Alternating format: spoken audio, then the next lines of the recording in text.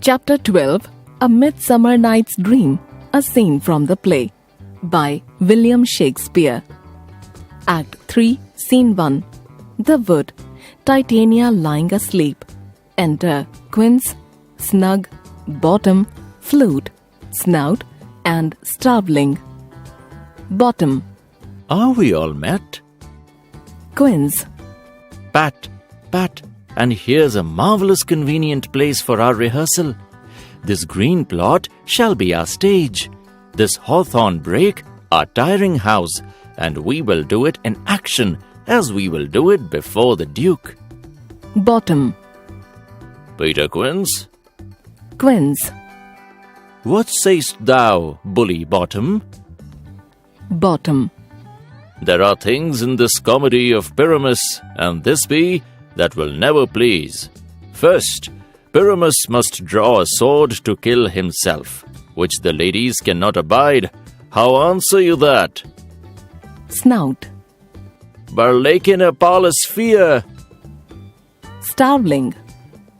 I believe we must leave the killing out when all is done. Bottom. Not a whit. I have a device to make all well. Write me a prologue, and let the prologue seem to say, we will do no harm with our swords, and that Pyramus is not killed indeed. And, for the more better assurance, tell them that I, Pyramus, am not Pyramus, but Bottom the Weaver. This will put them out of fear. Quince. Well, we have such a prologue, and it shall be written in 8 and 6. Bottom. No, make it 2 more. Let it be written in 8 and 8. Snout. Will not the ladies be afraid of the lion? Starveling. I fear it, I promise you. Bottom. Masters, you ought to consider with yourselves to bring in, God shield us, a lion among ladies is a most dreadful thing, for there is not a more fearful wildfowl than your lion living, and we ought to look to it. Snout.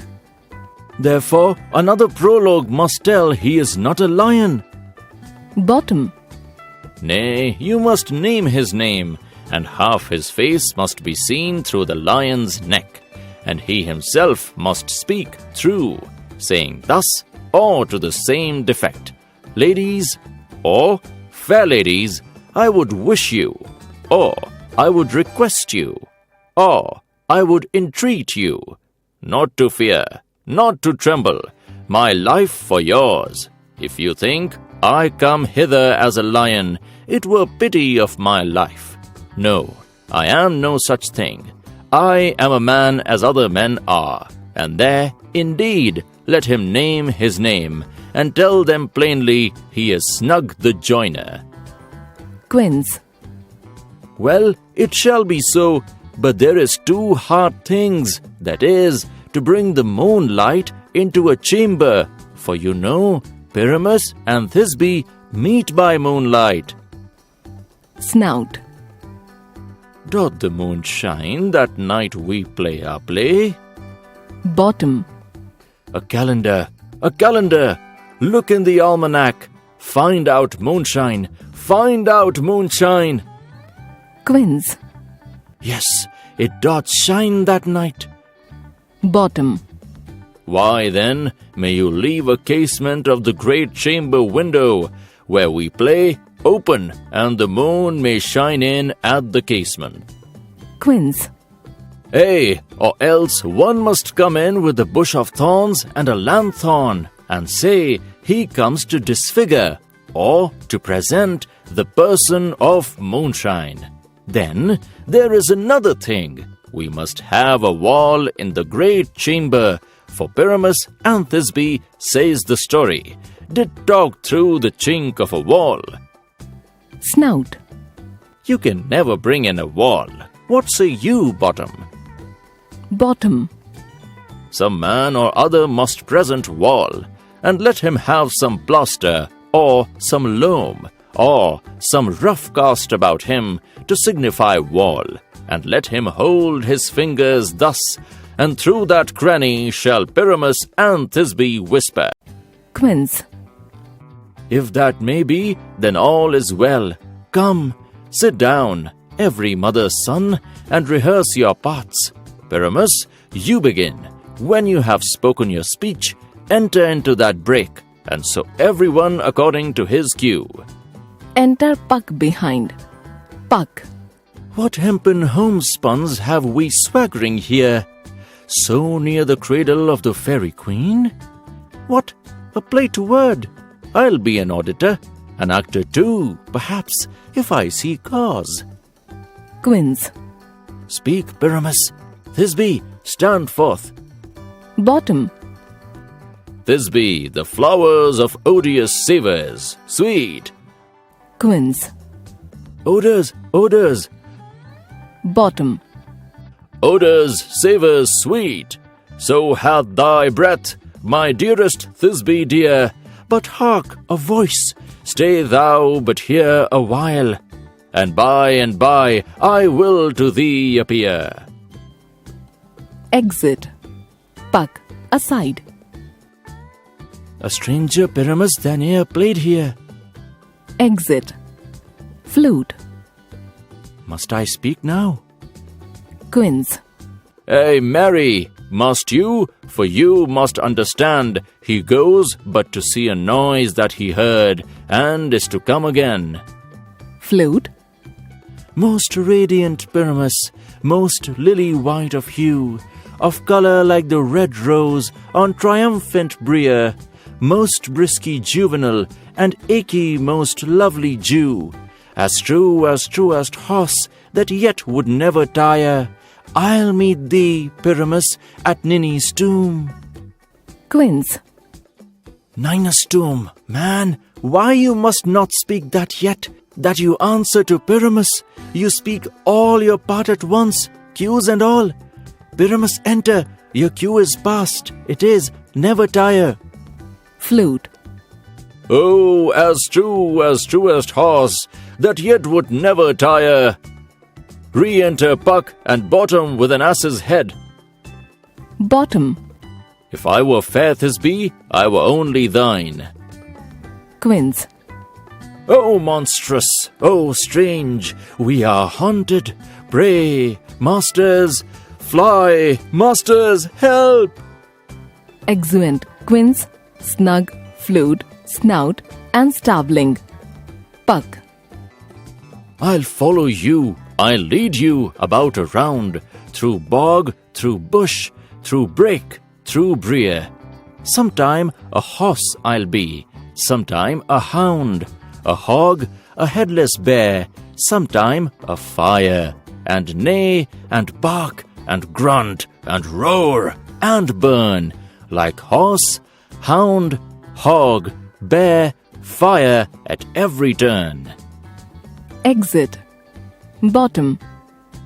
Why do they run away? This is a knavery of them to make me afeard. Re-enter Snout. Snout. O Bottom, thou art changed. What do I see on thee? Bottom. What do you see? You see an ass head of your own, do you? Exit Snout. Re-enter Quince. Quince. Bless thee, Bottom, bless thee. Thou art translated. Exit. Bottom. I see their knavery. This is to make an ass of me, to fright me, if they could. But I will not stir from this place. Do what they can. I will walk up and down here, and I will sing, that they shall hear I am not afraid. Sings. The ousel cock, so black of hue, with orange tawny bill. The throstle with his note so true, the wren with little quill. Titania awaking. Bottom sings. The finch, the sparrow, and the lark, the plain song cuckoo grey, whose note full many a man doth mark, and dares not answer nay. For indeed, who would set his wit to so foolish a bird? Who would give a bird the lie, though the cry, cuckoo, never so? Titania. I pray thee, gentle mortal, sing again. Mine ear is much enamored of thy note. So is mine eye enthralled to thy shape, and thy fair virtue's force perforce doth move me, on the first view to say, to swear, I love thee. Bottom. Methinks, mistress, you should have little reason for that, and yet, to say the truth, reason and love keep little company together nowadays. The more the pity that some honest neighbours will not make them friends. Nay, I can gleek upon occasion. Titania. Thou art as wise as thou art beautiful. Bottom. Not so neither, but if I had wit enough to get out of this wood, I have enough to serve mine own turn. Titania. Out of this wood do not desire to go. Thou shalt remain here, whether thou wilt or no. I am a spirit of no common rate. The summer still doth tend upon my state, and I do love thee, therefore go with me. I'll give thee fairies to attend on thee, and they shall fetch thee jewels from the deep, and sing while thou on pressed flowers dost sleep. And I will purge thy mortal grossness so, that thou shalt like an airy spirit go. Peace blossom, cobweb, moth, and mustard seed. Enter peace blossom, cobweb, moth, and mustard seed. Peace blossom. Ready! Cobweb. And I. Moth. And I. Mustard seed. And I. All. Where shall we go? Titania. Be kind and courteous to this gentleman. Hop in his walks and gambol in his eyes. Feed him with apricots and dewberries, with purple grapes, green figs and mulberries. The honey bags steal from the humble bees, and for night tapers crop their waxen thighs, and light them at the fiery glowworm's eyes. To have my love to bed and to arise, and pluck the wings from painted butterflies, to fan the moonbeams from his sleeping eyes, not to him elves and do him courtesies.